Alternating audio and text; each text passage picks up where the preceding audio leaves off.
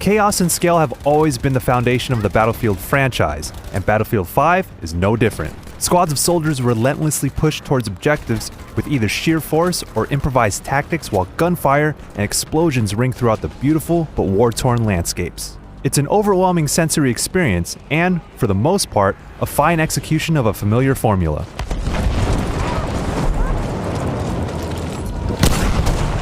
Battlefield 5 goes back to World War II's European theater as the backdrop for first-person shooting and vehicular combat in large multiplayer matches. It's not too dissimilar from Battlefield 1, where every weapon has a distinct weight and impact that comes through vividly in both sight and sound. The core of Battlefield remains mostly untouched, but small tweaks are welcome additions. Ground troops are even more deadly this time around with a revamped ballistics model that results in reduced time to kill for skilled players. All players regardless of class can revive squad mates, which highly encourages sticking together, but it doesn't negate the importance of the medic class's instant revive. Class roles and teamwork are further emphasized by the attrition system, the changes made to resource scarcity. The support class's ammo distribution comes in clutch when you survive multiple firefights, while the assault class has a perk that grants more ammo upon scavenging.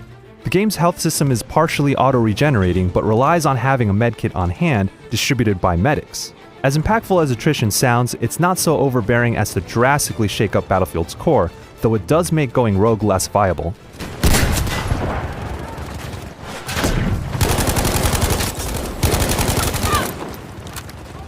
The fortification system lets you build predetermined structures, like sandbag walls, barbed wire coils, and check hedgehogs. There are no resources tied to this, though the support class builds much faster than others and can prop up things like stationary guns. Overall, it feels a bit tacked on, but there's no denying its effectiveness in the right situation. Sandbags for a little cover can go a long way for holding down an objective when everything else has been reduced to rubble. Above all else, Battlefield 5 truly shines in grand operations, a series of 3 consecutive matches or rounds intertwined by brief narrative bits inspired by World War II events. The dress-up is a nice touch, but the real reason Grand Operations works is because it keeps up the momentum from round to round and packages focused, well-executed modes like Airborne, Breakthrough, and Frontlines. Frontlines in particular plays out like a tug of war where teams fight over different objectives in sequential order within defined sections of a map, depending on the phase of the match. This game type isn't entirely new, however the mechanics built around Battlefield 5, along with the shift in map dynamics in each phase, makes the game an absolute thrill to play. It naturally ushers a team's attention to a handful of clear objectives and provides a method to the madness, creating a satisfying push and pull where success feels earned. Unfortunately, the series staple of Conquest has become the weakest link, which has devolved into a match-long carousel of flag captures, easy kills, and cheap deaths. Most maps feel too condensed and disjointed for the high player count and mechanics of Conquest. You're often caught from behind or flanked by enemies that simply stumble upon you. It goes both ways, as you'll often find enemy squads with their backs turned because you lucked into a certain spawn and ran in the right direction. There are a few bugs in Battlefield 5, some that are forgivable like wild ragdoll physics, but some are more problematic. Rarely would you have to revive a squad mate by a door, but you're likely to only get the prompt to interact with the door instead of reviving. On very rare occasions, the map goes blank when trying to enlarge it, or health packs just don't work.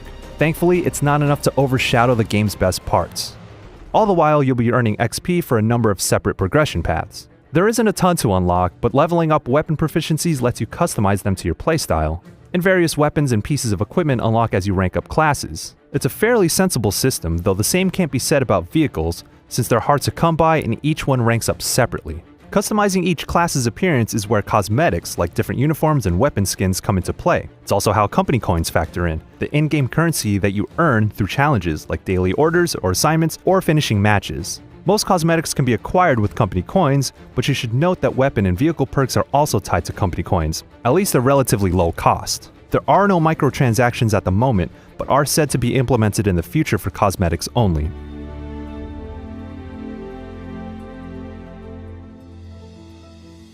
Battlefield 5 isn't solely a multiplayer endeavor with the return of War Stories, the single-player campaign. It attempts to present a more earnest tone to a brutal conflict and highlight lesser-known parts of World War II, like the Norwegian resistance and the Senegalese tirailleurs who fought for the French army amid racial discrimination. The effort is admirable, especially when it comes to the tirailleur campaign. The mix of stealth and combat in Nord-Lys as a one-person army can be fun and showcases some of the game's best set pieces. But the English side is an eye-rolling series of tedious missions that goes for a more lighthearted tone that doesn't work. War Stories has its moments, but it's all over the place in terms of design, tone, and style. Currently, Battlefield 5 still has features to implement as part of its game-as-a-service approach, designated Tides of War. It's an exciting prospect that there's a lot more to come at no additional cost, but you can't help but feel that the launch package could have been a bit more dense. And unfortunately, we won't be able to evaluate those parts of the game until they arrive. The series has a winning formula that Battlefield 5 doesn't deviate far from, at least for now. Conquest and the map roster don't mesh well together, however, Grand Operations and the other modes within it steal the show and create some of the greatest moments the franchise has offered. You might be surprised by the impact of the slight changes made for this game, especially when you're deep into pushing objectives and front lines alongside teammates fulfilling their roles. That's when Battlefield 5 is at its best.